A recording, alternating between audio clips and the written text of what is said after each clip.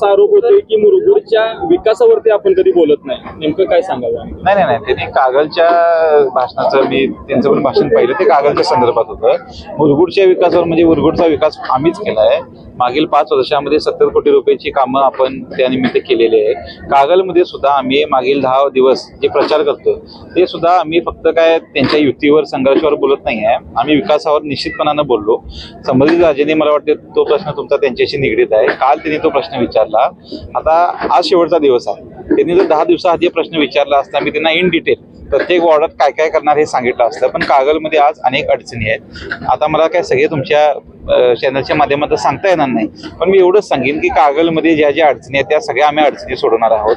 आमचा जाहीरनामा विकासनामा आम्ही कागलसाठी काढलेला आहे, त्यांनी कृपया करून वाचावा.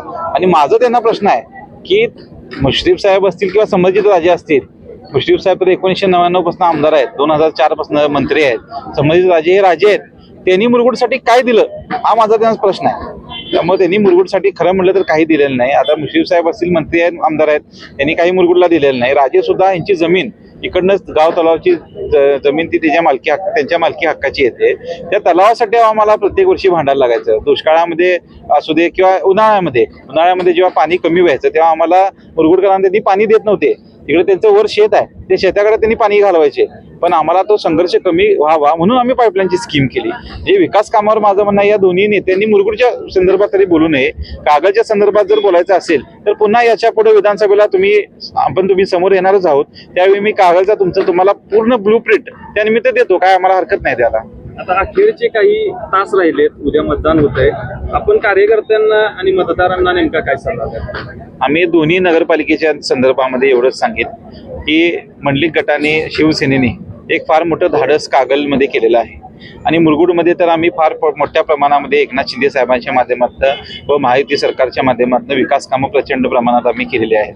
आता महायुती सरकार जेव्हा मी म्हणतोय तर 2016 पासून मी म्हणतोय, 2016 पासून मला वाटते पवारांचा गट हा आमच्यावर पण नव्हता. त्यामुळे महायुती म्हणजे शिवसेना भाजप याच उद्देशाने मी म्हणतोय. त्यामुळे एवढंच सांगेन की प्रचंड प्रमाणात कामं ही मुरगुड नगरपालिकेच्या माध्यमातून झालेली आहेत.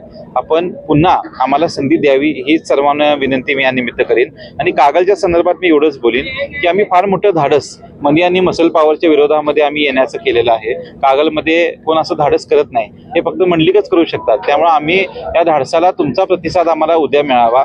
उद्या लोकशाही टिकवण्याकरिता आपण सर्वजणांनी आम्हाला भरघोस मताने आमच्या सर्व उमेदवारांना विजयी करावं अशी मी विनंती आपल्या सर्वांना करेन. कागलच्या अनपेक्षित युतीवर भारतीय जनता पार्टीचे जिल्हाध्यक्ष नाताजी पाटील असतील, त्यांनी असं वक्तव्य केलं की पळून जाऊन लग्न केलेल्या नवरा नवरीसारखी यांची युती झालेली आहे. त्याच्यावर नेमकं आपलं काय नेमकं स्पष्टीकरण काय असेल?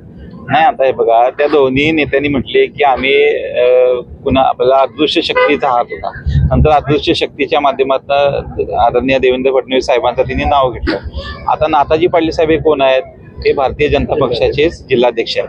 त्यांनी स्पष्ट केलं ना, त्यामुळे आम्ही बोलायची आता गरज नाही असं मला वाटतं. भारतीय जनता पक्षाचेच जिल्हाध्यक्षांनी जर का स्पष्टीकरण दिलं असेल की बाबा हे दोघांनी पळून जाऊन लग्न केल्यानंतर वडिलांना येऊन भेटलं, तसंच आहे ते. त्यांनी कुणालाही विचारलं नाही आणि पळून जाऊनच लग्न केले. त्यामुळे या लग्नाला आता बाकी त्यांच्या घरातले म्हणजे बाकीचे जे मतदार आहेत ते कितपत साथ देतील हे आपल्याला 3 तारखेला कळेल. ऐकलं, गोकुळची बासुंदी पुन्हा खावीशी वाटतेय. खरं सांगू, मलाही खावीशी वाटतेय. पुन्हा पुन्हा खावीशी वाटणारी गोकुळ बासुंदी.